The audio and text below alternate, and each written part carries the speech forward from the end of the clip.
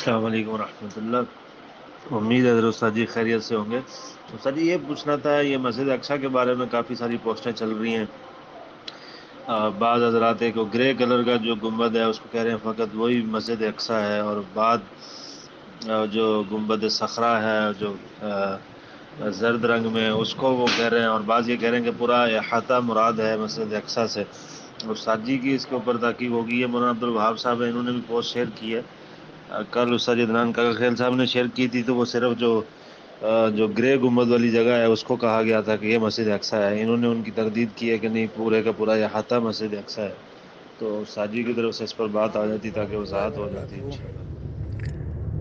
انسان جب اپنی تراث سے دور ہو جائے نا، پھر اس کے متعلق ایسے ایسے شبہات میں الجھنوں میں پڑ جاتا ہے جو مضحکہ خیز ہوتی ہیں.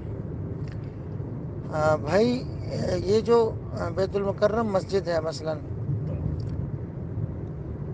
گلشن اقبال میں، یہ بیت المکرم مسجد کس چیز کا نام ہے؟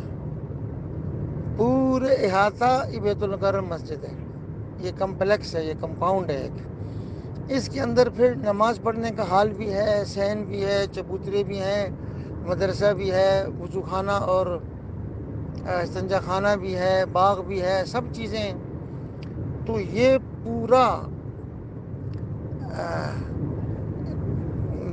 احاطہ جس کو چار دیواری نے گھیرا ہوا، یہ سارا کا سارا بیت المقدس ہے.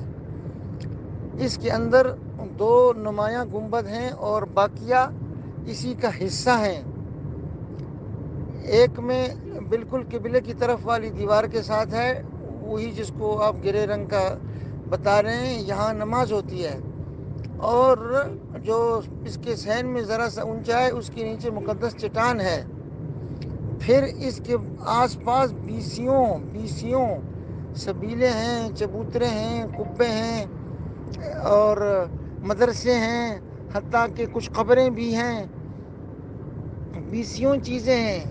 یہ سب کا سب اس بیت المقدس نامی مقدس عبادت گاہ کا حصہ ہیں. اس میں کوئی چیز نمایاں ہے، کچھ غیر نمایاں ہے. لیکن جو وضو خانہ بھی ہوگا، پانی کی سبیل بھی ہوگی، اس کا ایک نلکا، ایک اینٹ، یہ بھی اس کا حصہ ہے.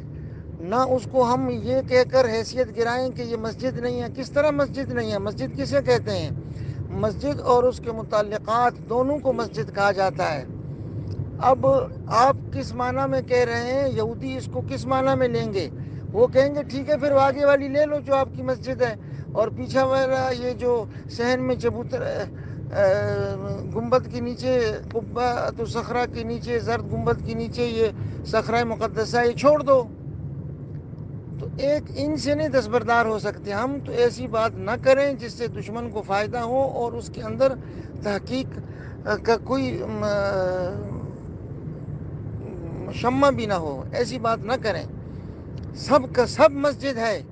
اس کی ایک اینٹ، ایک انچ، ایک ذرے سے دستبردار نہیں ہو سکتا وہ آدمی جس میں ایمان اور عقل دونوں چیزیں ہوں. اور اس کی حفاظت فرض ہے ہر مسلمان پر. اور یہودیوں کا یہاں پر کوئی حق نہیں ہے. ان کو اللہ نے یہاں سے دھتکار کے نکالا ہے. ہمارے پیدائش سے بھی 2000 سال پہلے وہ مطرود اور ملعون ہوئے یہاں سے، اور مغضوب ہو کر، مردود ہو کر نکال دیے گئے. ان کو ہم کیسے دے سکتے ہیں جبکہ عام دنیا میں یا اللہ یا اللہ یا اللہ وہ سامنے ایک گاڑی چلاتے ہوئے ایک گدھا تھا یا گدھی تھی اور اس کا بچہ تھا، وہ آ گئے تھے، معاف کیجیے گا. میں نے کہا یا اللہ خیر کسی کو نقصان نہ ہو. تو میرے بھائی یہ مقدس امانت ہے. اس کے متعلق ایسی بحث نہیں کرنی جس سے دشمن کا موقف مضبوط ہو. اس کے جو خفیہ ہیلے ہیں، چالیں ہیں، ان کا مکر کا راستہ نکلے. ہرگز ایسی بات نہیں کرنی ہے ایسے بے جا تحقیق کے نام پر.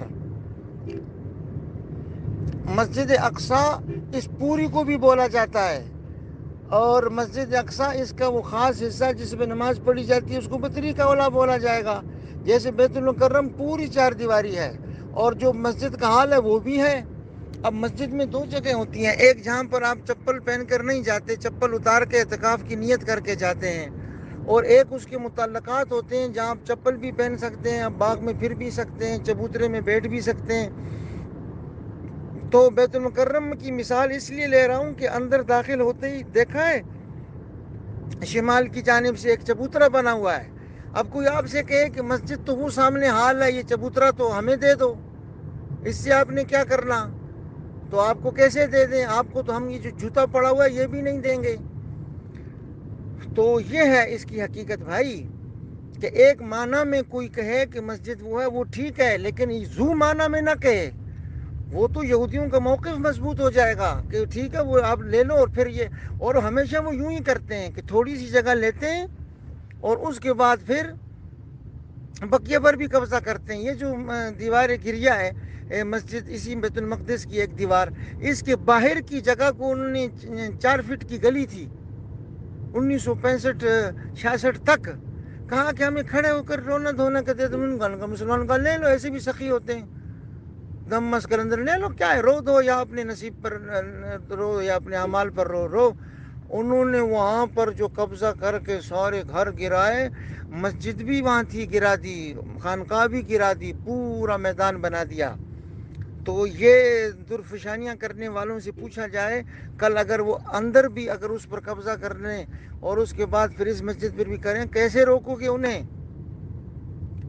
تو تحقیق بھی یہی ہے کہ پوری 4 دیواری مسجد ہوتی ہے, مسجد الحرام, مسجد نبوی, پوری 4 دیواری مسجد ہے.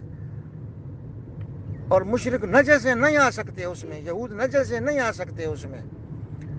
اور اس کے اندر پھر خاص حصہ وہ بطریق اولا مسجد ہوتا ہے, دونوں ہوتے ہیں, اور ہر ایک کی حفاظت مسلمانوں کا فرض ہے. والسلام علیکم ورحمۃ اللہ.